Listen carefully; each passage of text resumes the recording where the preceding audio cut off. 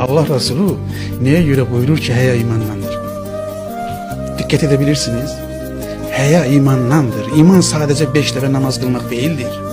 İman sadece hacca gitmek değildir. İman peygamberin giyindiği kimi giyinmek değildir. Ben Azerbaycan'da yaşıyorum. Ben Azerbaycan'da kimi giyinmek istedim ya.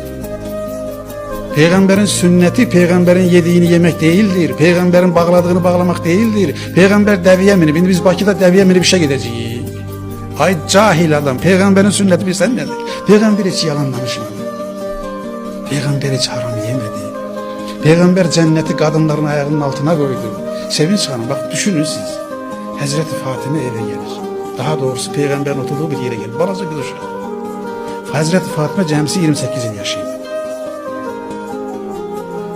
Allah'ın Resulü, bakın, kızı Fatime onun olduğu bir mekana gelir. Dikkat edin. Lütfen kişilere müracaat ediyorum. Oğlanlara müracaat ediyorum. Evinde kız olan, anası olan, bacısı olan, hanımı olan, vicdanı olan herkese müracaat ediyorum.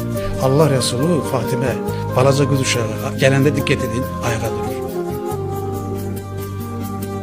Kızının 5 yaşı 6 yaşı var, Allah Resulü ayağa durur. Ben soruşuram, bugün evine kız uşağı öz kızı gelende neçə at ayağa durur?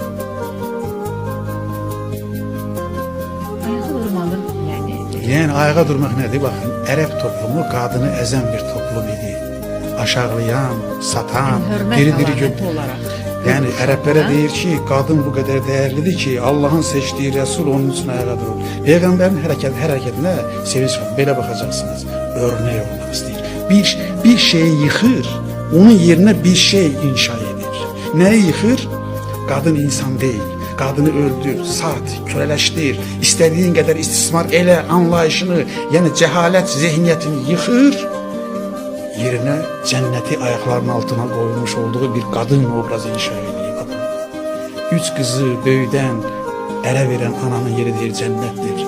Ay Allah'ın Resulü, benim 2 kızım var, benim de yerin cennettir mi? Evet, senin de yerin cennettir diyor. Bakın sonra neyini?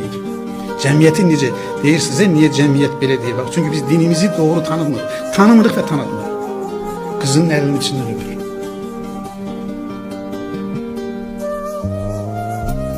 3, sen benim anamsan deyir. 4, Allah Resulü'nün oturduğu yerde kimse oturamazdı. Kızın öz yerinde oturdur. Allah Resulü ömründe 2 adamın elinden öpür. Bakın görün kimin elinden öpür. Biri bir sahabesiyle belediye yolda görüştü. Salamlaşanda sahabenin elinin içindeki kabarlar Allah Resulü'nün eline dokundu. Gördü ki eli çok.